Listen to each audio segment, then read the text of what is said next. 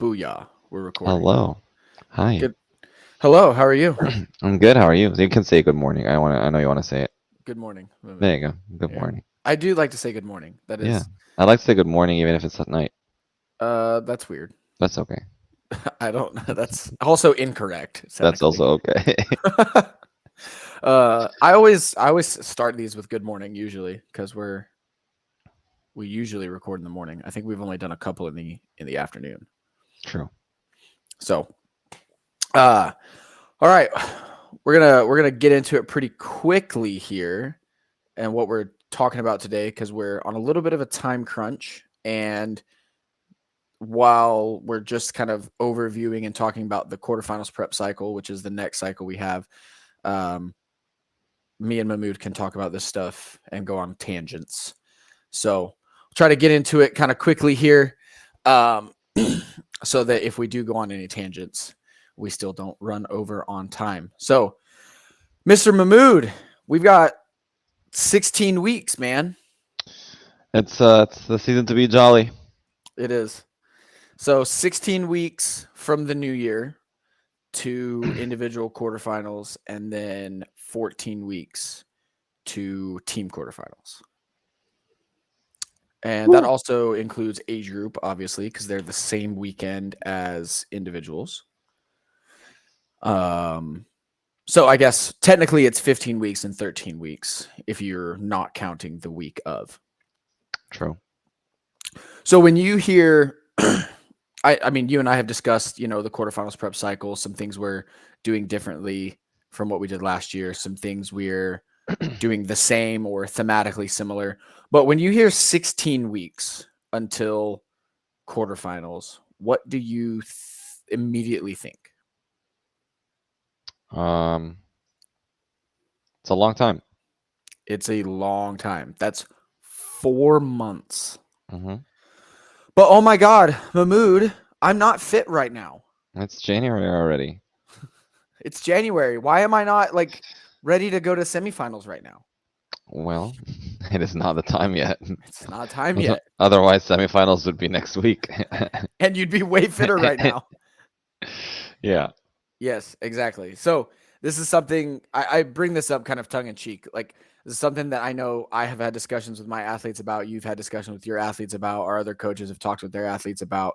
Um, the way we do things at Ascend, we are peaking you for your most important competition of the year, which for most people, especially this year, is going to be quarterfinals. Um, we are calling this our quarterfinals prep cycle, but if your season is the open, you will be following basically the exact same thing, and you will be peaked and ready to rock and roll when the open comes. But obviously, with the changes to the season, a lot more people are going to be getting through the open into quarterfinals, so they're going to be wanting to be at their fittest and best for quarterfinals.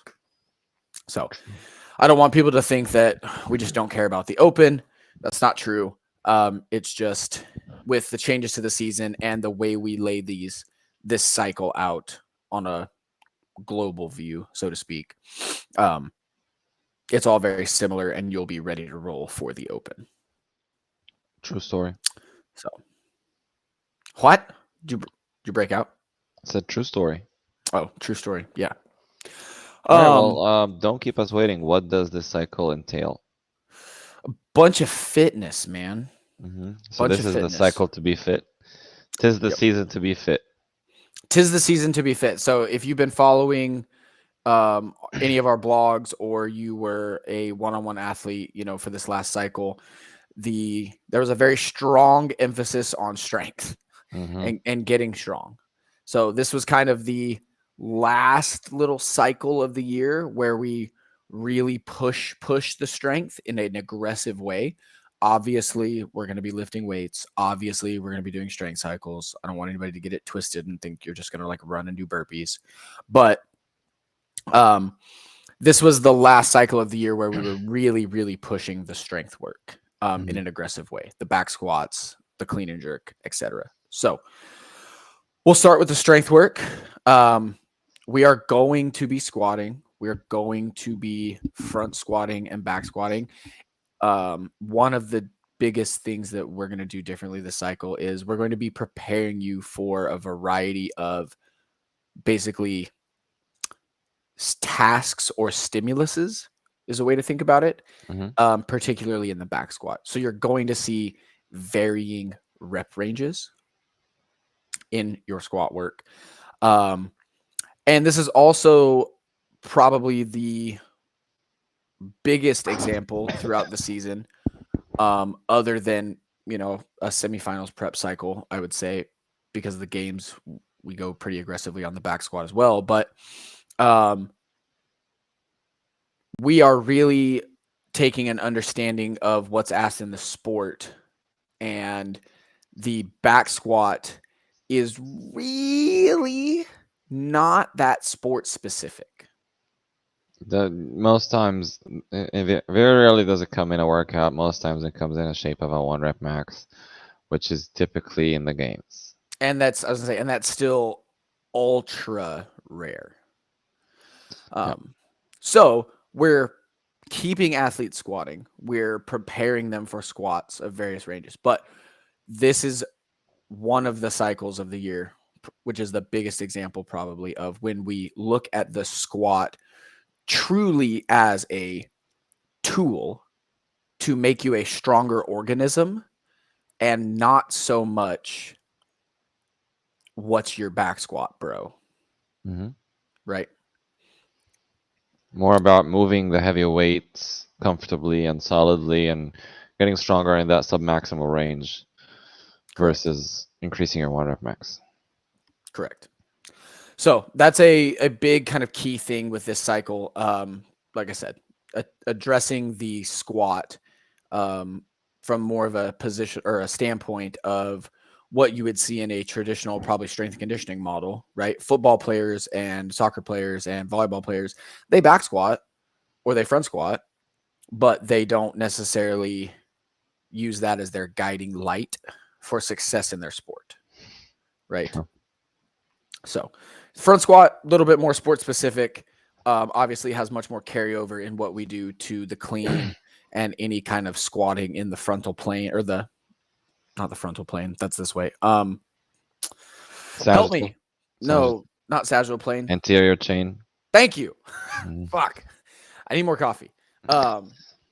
Everybody, I know what the frontal plane is. Internet people out there, don't yell at me. Calm down. So front squat, a little bit more sport specific, a little bit more attention to detail on the front squat this cycle, and things like that. What are you laughing at? Help me. Help me, please. As I'm standing and watching it all happen. Yeah, literally. It's okay. Mahmoud just hung me out to dry. It's okay. I love you still. On the internet. It's fine. I've been yelled at by people on the internet before. I'm sure it'll happen again. So that's kind of the squat focus. Olympic lifting, I'm not going to necessarily give away trade secrets on how we do things, but you're going to be very, very comfortable on a barbell. I promise. You're going to be comfortable with it heavy. You're going to be comfortable with it in a Metcon. You're going to be comfortable with it touch and go. You're going to be comfortable with quick singles. Basically, any way you could think that you potentially might have to move a light, moderate, or heavy barbell from a sport-specific standpoint to the season, you're going to be very accustomed to those things. And the wonderful thing is, we have 16 weeks to do it.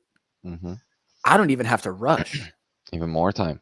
Yeah, it's like we're going out, we can go to dinner and then the movies and then go get drinks. We don't have to just, rush straight to the bar and, get hammered at this party. We have time. Mahmoud, there's an inside joke there, but Mahmoud has little to no reference for that.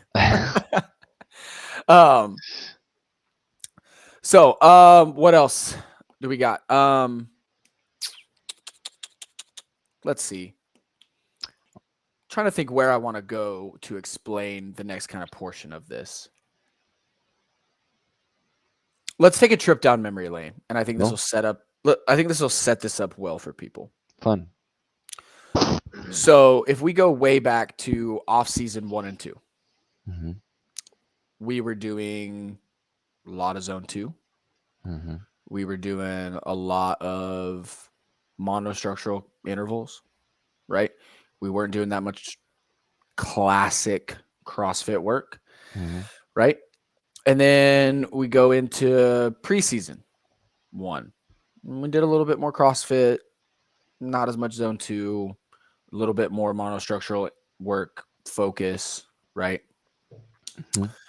Preseason 2, decent bit of CrossFit now, but intentional, right? We're looking for people to pull specific learning lessons out of those metcons, right? Mm-hmm. Um, push my sets of this. What happens when I do that? How long can I hold this pace? What happens if I do this? What happens if I don't do this? Et cetera, right? We've talked about that several times on multiple podcast episodes and why we think that's important, et cetera, right? Mm-hmm. So now we're here. Now we're at the in-season cycle, which 16 weeks, that would be a really long cycle. Yes, this is kind of going to be broken up into multiple smaller individual blocks, but this all falls under the banner of Rocky's quarterfinals prep cycle, right? Mm-hmm. Using that train of thought, and this is our in-season cycle, what do you think we're going to be doing a lot of? Zone 2. Yes, but not where I was going. We're going to be doing a lot of CrossFit. Sport specific metcons. Sport specific metcons. That's literally the exact phrase I was hoping you would say. Well done. Yeah. So, yes, this is the time of the year where we are going to be doing a lot of sport specific work. And this is the time of the year where I want you to take all the stuff you learned and start really applying it in metcons, so that you know how to break up metcons, you know how to get the fastest time possible on certain things, you know how to strategize quarterfinals and open workouts when they appear, so that you can move through them and get the best score possible. There's still plenty of time, and you should take some risk in metcons and, you know, hold on for bigger sets and things like that, because there's a big training adaptation that comes from that, as well as confidence going into those movements when, you know, the time arises. But this is the time of year where I want you to know exactly how to approach a workout to get the best score possible. So all that shit we talked about the last 4 months, don't throw it away, but you're now using it to get the best time possible in workouts. So now that you've established that you can hold a pace of 150 for a 1K and hold sets of 15 on chest to bar and go unbroken for 8s on bar muscle ups, use that to sustain it in a metcon. Correct. Not only are you trying to like go like with that knowledge, but you're also preventing yourself from, hey, let's just go ahead in first and try what happens. Because at this point, those workouts are going to be open like workouts. Yes. So you want to treat it like an open like workout where you don't want to make mistakes. Correct. Exactly. And you're gonna break some eggs to make an omelet, right? You're gonna mess up, but this is the time to really start dialing in Mm-hmm. how to pace and approach things, how to break up movements, etc., so that you know how to do that stuff when quarterfinals in the open come. So you're not sitting there wondering, and then you mess it up the first time, and you could have went faster, or you come out too hard, and then you're blown up, and you got to do it again, and it's just a big pain in the ass for Right, everybody, right. right? I think that trip down memory lane was Helpful. helpful. Yeah. Um, so people can kind of understand the long-term progression, because athletes oftentimes are just focused on the minutia in the gym, which is what we want, right? We're the ones who look at the big annual plan, right? Right. All right. So you mentioned zone 2. I did So this mention is zone 2. so this is a good time. We'll just kind of segue right into zone 2 and discuss that. Zone 2 is making a reappearance this cycle. Woohoo. Woohoo! Everybody loves sitting on the biker for a really long time, Mm-hmm. or sitting on the rower or running. Um, it's purposeful. It's intentional. Take it seriously. Okay. If your coach prescribes you a 45-minute zone 2 bike and you know your zone 2 heart rate is 127 to 145 and you are just not there mentally and you hold a 120, you wasted 45 minutes of your time. Mm-hmm. It's not that hard to hold it in zone 2. Do it. Okay. Zone 2, like I said, big comeback this cycle. Purposeful in why we're bringing it back now, to get a little bit more aerobic volume and aerobic training that's not going to beat up your body that much, because we are going to have to be progressing volume of the reps and the metcons and the volume of gymnastics and the volume on the barbell and all of those things, especially because now quarterfinals is like 5 days, so everybody's going to redo everything Yep, we're gonna see all of the open redos. in quarterfinals now. So yay for that. Anyways, I'm not bitter. That's a different topic for a different day. Um,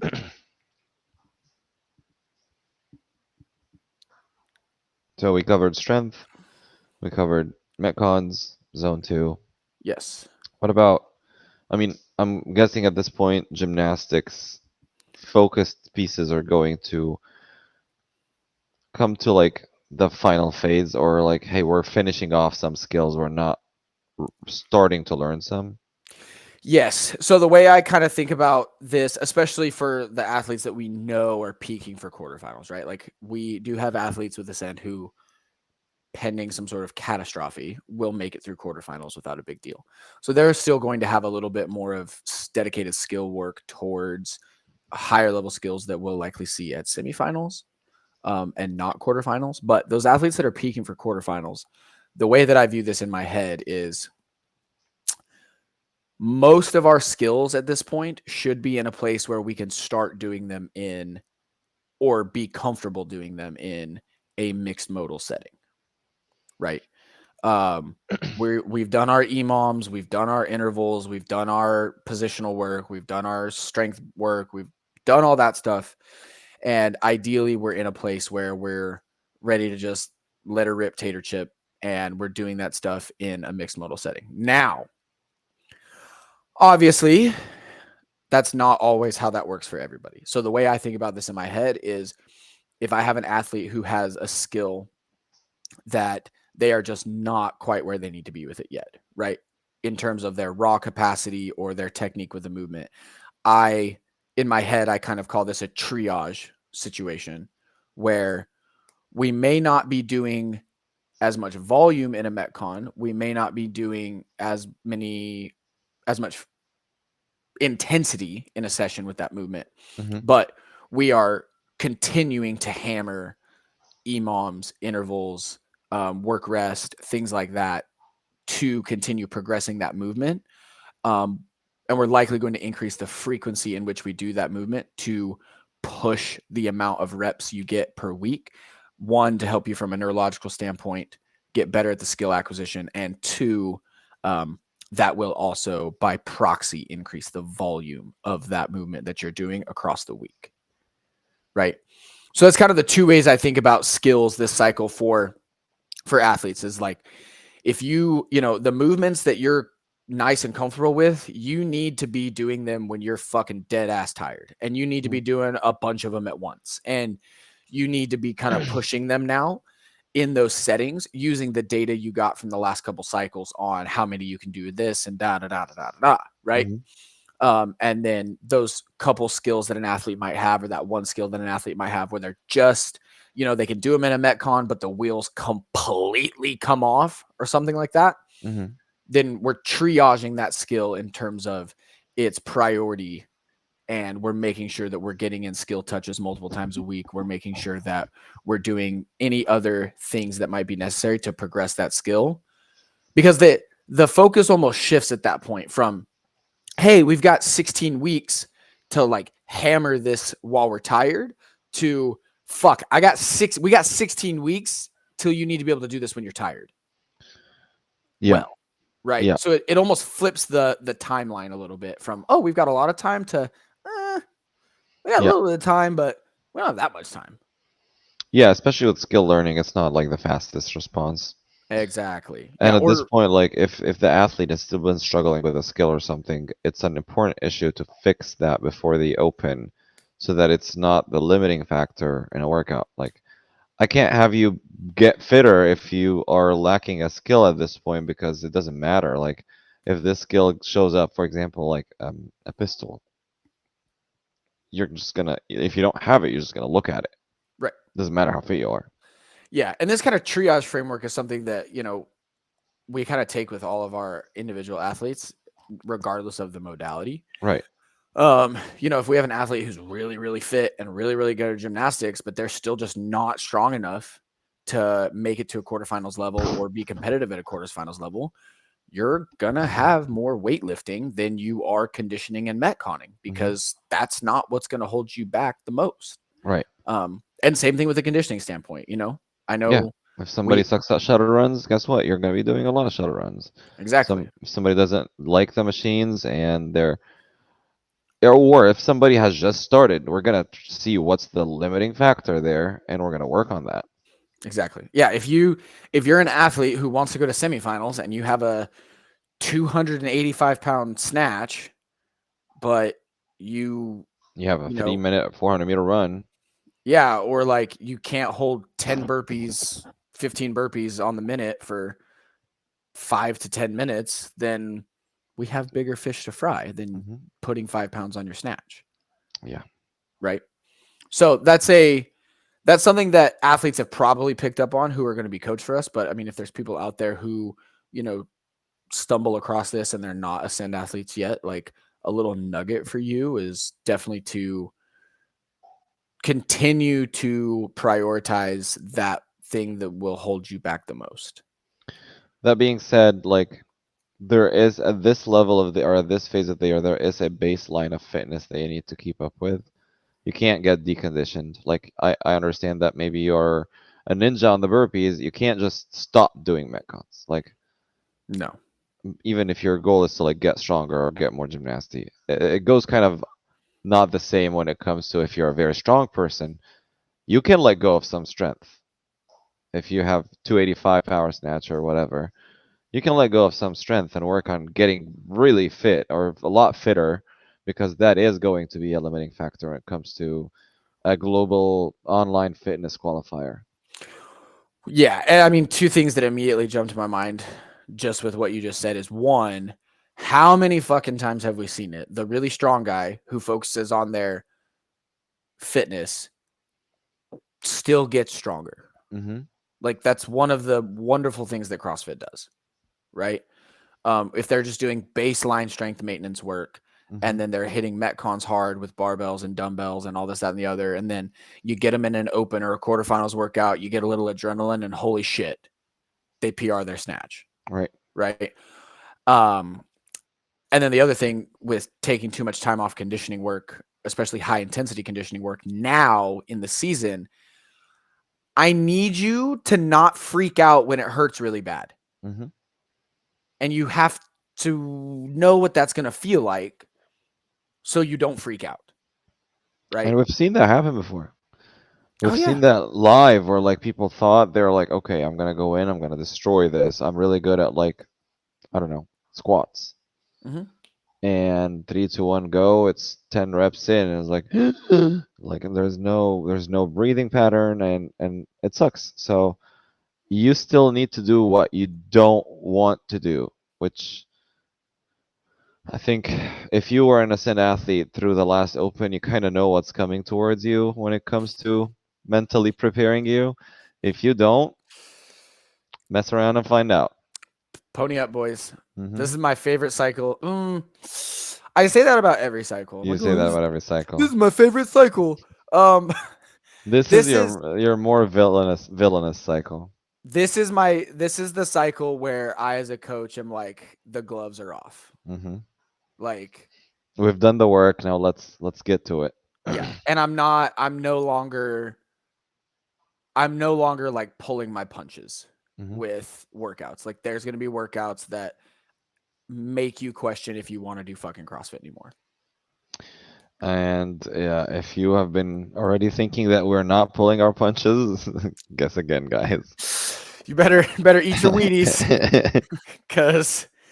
But the nice thing versus last year, I mean, this is a good little compare contrast to how we did things last year versus how we're doing things this year. Last year we had about 12 weeks. Really, it was Mhm, about 11 weeks from start of the cycle to quarterfinals. And I mean, we hit it hard from the jump. mhm. Um, and we're getting into it the first week of this cycle, no lie, but there is a little bit more time for us to ease into that a little bit, versus just completely ripping the Band-Aid off the first week, after Christmas, and everybody sends me messages like, hey man, the fuck was that?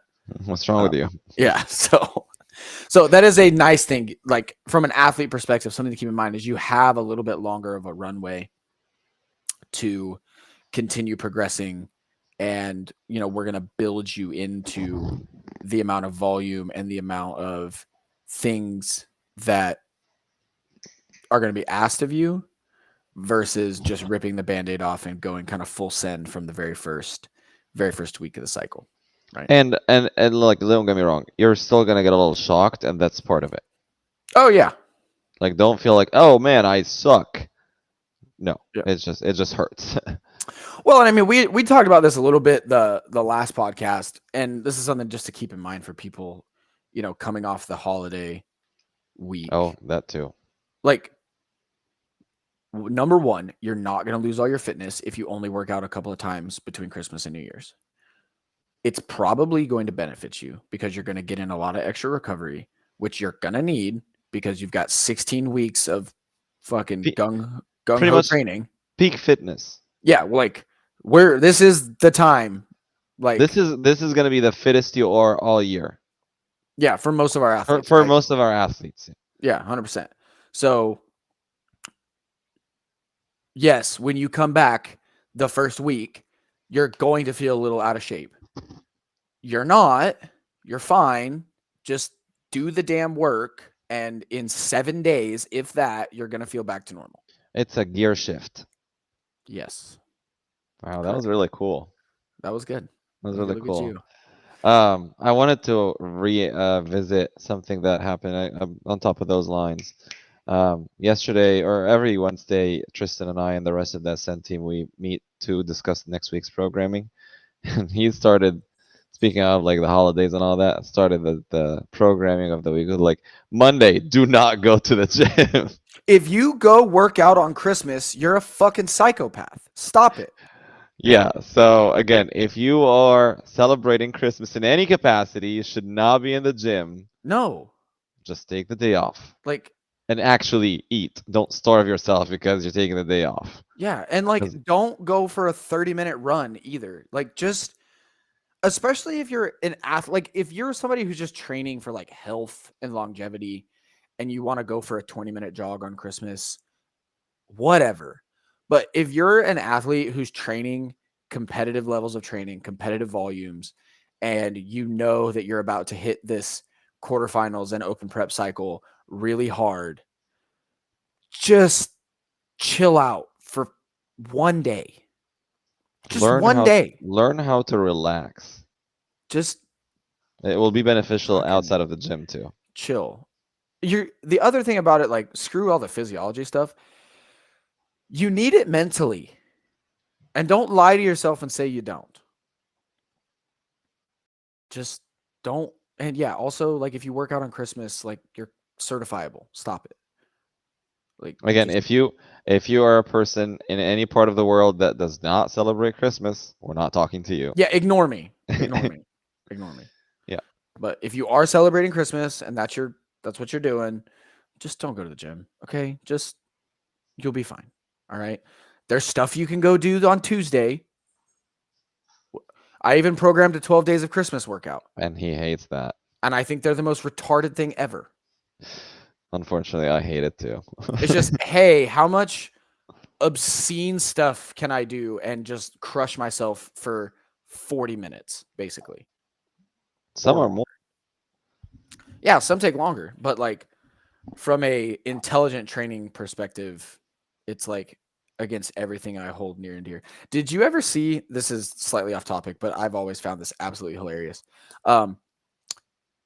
When Seth, the gentleman who runs Jump Ship now, Hmm. when he was with Misfit, Hmm. he also did not like 12 days of Christmas workouts. And I remember on his Instagram one day, he posted, hey, here's your 12 days of Christmas workout, everybody. I don't know if it's still there. This was probably 2017 or 2018, maybe even 2016. And it was every single number 1, 2, 3, 4, 5, 6, 7, 8, 9, 10, 11, 12 was 30-pound wall balls to a 10-foot target. And it made me laugh so hard. It was so funny to me. Just, hey, go That's do awesome. like 500 heavy wall balls and shut up. But anyways, yes. So there is a little bit of time off in this upcoming week. Take it, use it, enjoy it. Spend time with your family, spend time with your friends. Take a little bit of extra time out of the gym. I've kind of told all my athletes, like, do what you can. If you miss something, don't stress about it. It's okay. Like, physiology is not so fragile that if you miss one strength session or you miss one, Metcon, that you're just going to fall apart at the seams. And if you're not with family, go play with your dogs. If you don't have dogs, go outside to the park. Even if you have time to train, don't train. Yeah, don't train on Christmas. Do not go to the gym on Christmas. Also, if you own a gym, it should be closed on Christmas. Hey, I don't own one, but I'm closing mine. Yeah, if you run a gym, it should be closed on Christmas. Hey. Like, gym owners take less holidays and time off than anybody else literally in the world, as far as I know, other than like policemen, ERs, nurses. Okay, like, my bad. But well, even a lot of them have vacation. Yeah, they work shift weeks or Yeah, shifts. they have vacation at other time of the year. So yes, everybody just chill out this week. I promise you'll get more fitness than you could ever want in the coming weeks. All right, so we talked a little bit about the strength work. We talked a little bit about the conditioning, the gymnastics. Monostructural work. Y'all know how we do it. You're gonna have running intervals. You're gonna have rowing intervals. You're gonna have biking intervals. You're gonna have skier work and all these things. And they will have purposeful progressions on them to peak you for certain things going into, or certain stimuluses rather, going into quarterfinals in the open. And also a way to keep a little bit more, aerobic or anaerobic adaptation moving forward using those different apparatuses, muscle endurance and things like that as well. But those things are always going to be in the programming we write here at Ascend. You're never not going to run. You're never not going to row. You're never not going to ski or C2 bike or echo bike or, all that stuff. So that stuff will be present and have some purposeful progression behind it to get you ready on those modalities and those energy systems to prepare you for the best way we see fit for what will likely come up in quarterfinals in terms of the style of testing and the time domains. Will we be seeing a lot of accessory or bodybuilding work? Not as much as in the past, but it will be there. And this is one of those things too, where, athletes always need to self-identify for themselves if they don't have a one-on-one coach. But if you need to be a stronger and more jacked organism, or if you are somebody who's a little bit injury prone, maybe subbing out one of the extra metcons or one of the metcons during the week and doing some bodybuilding accessory would be a very good idea for you. So there will be bodybuilding accessory and gymnastics accessory, gymnastics strength accessory rather, but not at the frequency that we see it in other cycles of the year, but rather purposely put in. And if athletes need to do a little bit more of that, they can. So, Sounds good. um, I think that's it for the cycle. I mean, it is one of my. It is. I think that is the reason I say it's my favorite cycle of the year. It's the cycle where like the gloves come off, And and you it's also like like as a coach, you get to kind of expose the athletes. Like, all right, here we go. And yeah, you will see mostly like hopefully a lot of the progress that you've put in or a lot of the effort they've put in across the year come to fruitfulness. Fruitfulness? fruition. There you go. That's it. Good job. Yeah, no, that's I think that's a big part of it as well as seeing the seeing the work the athletes have done over the last 6-7 months basically, um showing itself off a little bit, and in the conditioning that's coming and in the metcons that are coming and things like that. People, we get a lot of messages during this time of year, especially in the first couple of weeks of like, oh my god, I did more muscle ups in bigger sets than I've ever done before, or oh my god, I held a faster pace on a bike, or I my burpees didn't wear me out, or whatever, stuff like that, True. right? Or I moved this barbell way faster than I usually do, et cetera, et cetera. So that is nice stuff to see as a coach. That makes us feel Mhm. good about our job and that we're not completely retarded. So, um, real quick stuff because I know you got to get off of here and head out. This will be the last podcast of the year, so we'll pick back up. Hey, 21 episodes. 21 episodes. Not bad. They say most podcasts fail before like 20. Oh, we just barely made So, it. I mean, I feel like we made it, right? We made it. Like, I wish we had like a special effect button. We put confetti I on there. probably could have figured out how to do that, but I am technology illiterate. So, um, we'll pick up the podcast in the new year though. January is a big month for us at Ascend. We've got athletes at Wadapalooza, Fittest of the Coast, and then we basically have a small army going Mhm. to the Fittest experience out in Texas. So if you're at any of those events and you've watched some of the content, you follow us on Instagram or anything like that, and you see me or anybody else out there wearing an Ascend shirt or something like that and want to come say hi, please come say hi. I love to talk to people, especially about exercising fast and things like that. So I will be at all three of those events. Feel free, if anybody wants, they can shoot me a DM on Instagram at my little thing right there. And if you want to Venmo me for coffee, I will give you my Venmo because I'm going to be highly caffeinated the entire month of January. He's going for coffee January instead of dry January. Yeah, no dry January for this guy in terms of coffee. Not a chance. Caffeinated January. Not a chance. I'm gonna break a caffeine intake record for a month in January without a doubt. Mhm. Without a doubt. So, but I'm super excited. It'll be a lot of fun. Um, I'm really excited for TFX. I know you're excited for TFX. That's the one I'll be there at. I won't be at the other two, but again, we will be handling, as you said, like a little village there. Yeah. So again, if you see any of us, we're gonna probably have a tent there, in the athlete area, but otherwise in the spectator stands or in on the floor competing, come say hi.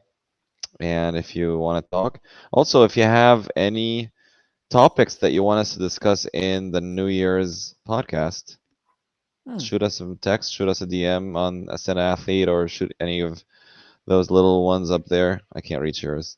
Yeah. Uh, Inception. um, shoot us a DM and tell us what you want to hear us talk about, and we'll do our best to discuss it out loud. Absolutely. Yep. Topics are good. Sometimes we don't always, because we talk about these things so frequently. Sometimes we don't always, know exactly what athletes want to hear about, or Right.